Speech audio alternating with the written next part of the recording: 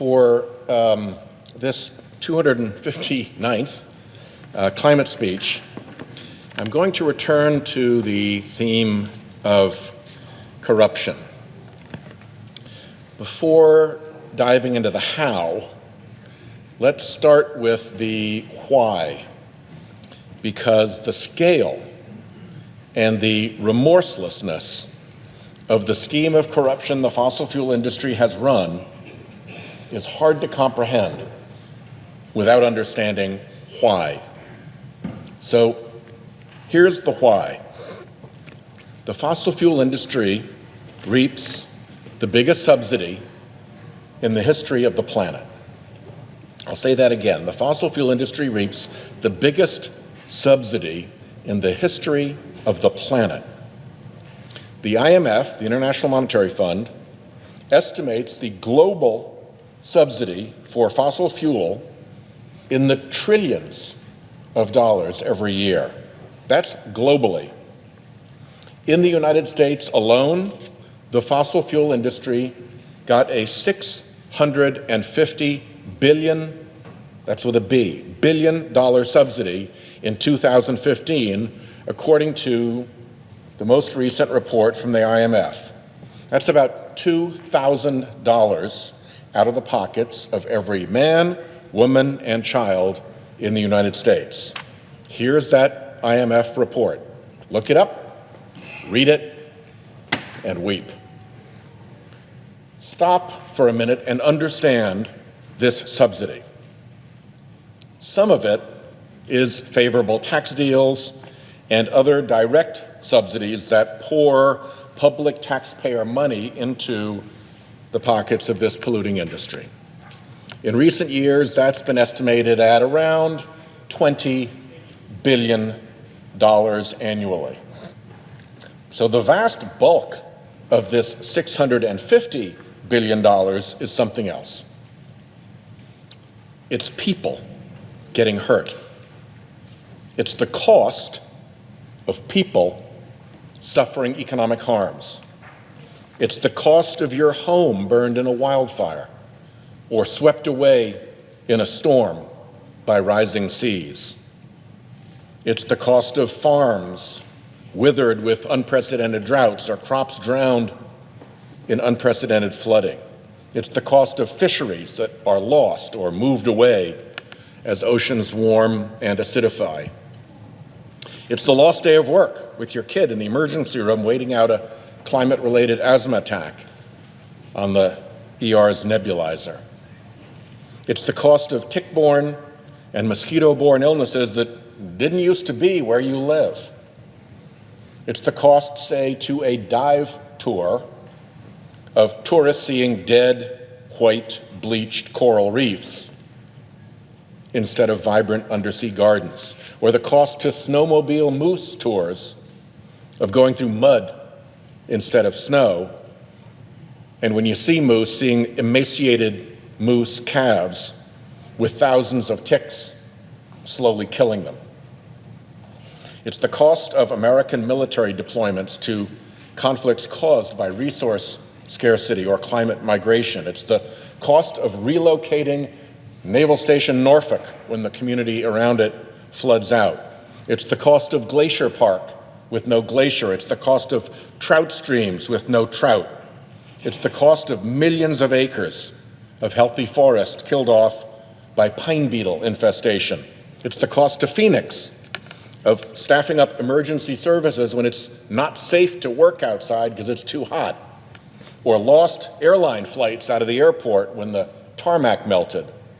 It's the myriad costs of basic operating systems of the natural world gone haywire because of climate change. All this pain, all this loss, all this suffering has a bloodless economic name: externalities. Externalities, the social costs that are imposed on others by the use of a product. Pollution, of course, is the obvious example. In economic theory, those social costs should be baked into the price of a product. That's why courts and companies and countries around the world apply a social cost of carbon calculation. But destroying the basic operating systems of the planet, that's a high-priced externality. By the IMF report, $650 billion in 2015, just in the US. And because so much of this harm is hard to calculate a price for, that's a lowball estimate. For instance, we can estimate the loss to the dive shop of the coral reef off the coast dying. But is that really the full cost of the dead reef? There's a lot more. So the externality is probably well over $650 billion. Let's, for comparison, look at the 5 major oil companies' earnings. The 5 major oil companies earned somewhere more than $80 billion in profits last year all around the world, all right? Global profits, $80 billion versus $650 billion in destruction and harm they caused just in the United States. So make those oil companies follow the rules of market economies, make them put the cost of the harm of their product into the price of their product. 80 billion versus 650, guess what? Their business is in a $570 billion plus hole. That's why the fossil fuel industry is so corrupt. It knows it needs to break the laws of market economics in order to survive. And it knows it needs political help to do that. Fortunately for the fossil fuel industry, up against that $650 billion subsidy, politicians come cheap. They could put $650 million into politics every single year, and it would earn them a 1,000-to-1 return on that expenditure if it protected the $650 billion subsidy. So that's the why of fossil fuel corruption. It pays. It pays hugely. Simple as that. They're corrupt because it pays. So now let's look at the how. By the way, they have some expertise in this area. These companies operate in the crookedest countries in the world. So they know how to work crooked deals and politics. But how about here in the United States? What happened here? Well, I saw it happen. The big change came when 5 Republican Supreme Court justices gave this industry and other mega industries big, new political artillery. It came in the disgraceful Citizens United decision that let unlimited special interest money into our elections. And I'll tell you, there's no special interest more unlimited than fossil fuel. Fossil fuel front groups were all over that Supreme Court case, by the way, signaling to the 5 Republicans on the court what they wanted them to do. And sure enough, they did it. Of course, it does take some fun out of spending unlimited money in politics if people can tell who you are. Now, in theory, we were supposed to know, to get to the outcome the fossil fuel industry wanted, the 5 Republican justices had to pretend, as a legal matter, that all this political spending, all this unlimited political spending they were authorizing was going to be transparent, that we'd know who was behind it. Well, that transparency was not going to work very well for Exxon or Koch Industries or Marathon Petroleum. So they cooked up all sorts of schemes to hide behind. Tax-deductible 501c4s appeared that can hide their donors. Trade groups like the U.S. Chamber of Commerce got taken over and co-opted. Disposable shell corporations turned up behind political donations. An enterprise called Donors Trust was established, whose sole purpose is to launder the identity of big donors. By the way, back to Citizens United, those 5 Republican justices would have to be idiots not to see this apparatus of phony front groups out there mocking their assurances of transparency, assurances which were at the heart of the Citizens United decision. But those justices have studiously ignored this flagrantly obvious flaw and have made zero effort to clean up their unlimited spending, dark money mess. I was taught as a kid you're supposed to clean up the messes you made. That's not a message that got through to the Roberts Five. We've addressed this flotilla of propped up dark money front groups on the Senate floor before. We call it the web of denial. Academics who study these groups have documented well over 100 of them in the last decade. That sounds like a lot, 100 front groups. But remember, there's $650 billion a year riding on this. And it's a really big help if you can pretend you're, say, Americans for Peace and Puppies and Prosperity instead of ExxonMobil or the Kochs or Marathon Petroleum. People tend to get the joke when the ad says, brought to you by ExxonMobil. So you have the motive and the means to spend millions of political dollars and to do so from hiding. How much do they spend? Well, that's hard to tell because the whole purpose is to hide. Responsible watchdogs won't even venture a guess as to how much dark money is sloshing through the political system.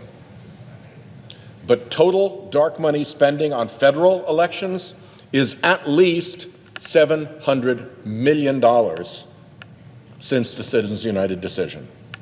That's according to the Center for Responsive Politics. The lion's share of that dark money is probably from fossil fuels. Because first, nobody else has the same corrupt motive on the scale of fossil fuel. Plus, when you look at the spending, it's usually groups that can be connected to fossil fuel. And for most, the activity is climate denial and obstruction. So it's fossil fuel work being done. So it's pretty easy to conclude who's likely behind all this. For colleagues who weren't here before 2010, let me tell you, things were different then. In 2007, in 2008, in 2009, those were my first 3 years here, there were lots of bipartisan climate bills kicking around the Senate. Real ones. Ones that would have headed off the crisis into which we are rocketing right now. Heck, in 2008, the Republican nominee for president ran on a strong climate platform. After the Citizens United decision in January of 2010, all of that was snuffed out.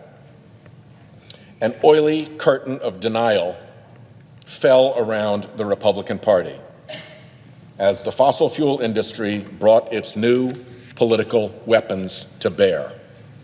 The before and after comparison is as plain as day, and it has cost us a decade of inaction when time was of the essence. It has been a high cost. Except, of course, for the fossil fuel industry, whose lying and denying, whose front groups and dark money, whose political obstruction and threats still remain fully dedicated to protecting that $650 billion subsidy. Do the math just for a second. At $650 billion a year, from January 2010 until now, Citizens United let the fossil fuel industry protect nearly $6 trillion in subsidy. $6 trillion in losses to our constituents, $6 trillion that this industry dodged the laws of market economics to foist on everyone else. And you wonder why they work so hard to take over the courts. The fossil fuels denial operation and obstruction operation is likely the biggest and most corrupt scheme in human history. I can't think of one that's worse. And it is still operating today, right now, as I stand here and speak. Its oily tides pollute our public debate with deliberate falsehoods and nonsense, grease our press to steer away from this subject, slosh slimily through the hallways of this very building, and grip the Supreme Court in a web of oily, dark money influence. And here, we've become like people who've lived in the shadows so long, we've forgotten what sunlight, what free debate, what laws based on facts can look like. The fossil fuel industry has polluted our American democracy on as massive a scale as it has polluted our atmosphere and oceans. For those in our history who gave up their lives, who died in the service of our democracy, looking down on us now, that pollution of the democracy they died defending must be a bitter spectacle. As a boy, there was an ominous hymn that we often sang in chapel about how once to every man and nation comes a moment to decide. In the strife of truth with falsehood for the good or evil side. Truth, the hymn went on, is forever on the scaffold, wrong forever on the throne. But though the cause of evil prosper, yet 'tis truth alone is strong. So now's our moment to decide. Do we finally bring down fossil fuels, false Babylon of corruption, or in the strife of truth with falsehood, do we keep protecting the evil side? I yield the floor.